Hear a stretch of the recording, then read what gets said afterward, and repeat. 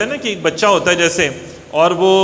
آپ اس کو بھیجیں نا کوئی زیادہ مالیت کی رقم دے کے، تو ہر وہ بچہ جا رہا ہوگا نا 1000 روپے کا نوٹ لے کے، قیمتی چیز لے کے، کوئی سونے کی چیز لے کے جا رہا ہوگا، ہر بندے کی اس کی طرف نظر ہوگی، یار میں اس سے چھین لوں، میں اس سے چھین لوں۔ لیکن اگر ساتھ کوئی آپ کا بڑا جا رہا ہوگا، باپ جا رہا ہوگا، بڑا بھائی جا رہا ہوگا، تو اسے پتہ ہوگا کہ یار اگر میں نے اس کو چھیڑا، اسے چیز کھینچی، تو جو اس کا بڑا ہے یہ مجھے پکڑ کے مارے گا یا مجھے چھوڑے گا نہیں۔ تو یہی حالات جو ہیں وہ شیطانی کیفیات کے ہیں، ان معاملات کے ہیں کہ پیر و مرشد کی ذات وہ ہمارے لیے وہ کام کرتی ہے بڑے بھائی کی، جو بڑے رہبر، وہ رہنما کی، وہ پاور کی، وہ بہادری کی بات کرتی ہے، کام کرتی ہے کہ ہم اپنا ایمان لے کے جا رہے ہیں، ہم اپنے ایمان لے کے اس دنیا میں گھوم پھر رہے ہیں۔ اب اس ایمان تو بہت قیمتی چیز ہے نا،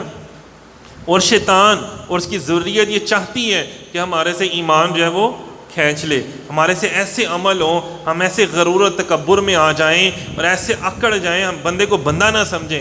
اور ہر بندے کو اپنے سے کم تر اور نیچ سمجھیں۔ شیطان تو یہی چاہتا ہے نا، جب ہم ایسا سمجھنا شروع ہوں گے تو پھر کیا ہوتا ہے، ہماری ساری روحانیت سلب ہو جاتی ہے، ہر چیز ختم، وہ ہم نے خود ہی کی ہوتی ہے ختم، سلب کیا ہونی، وہ خود ہی ختم ہو جاتی ہے۔ تو اس لیے فرمائیں کہ جب آپ اپنے اندر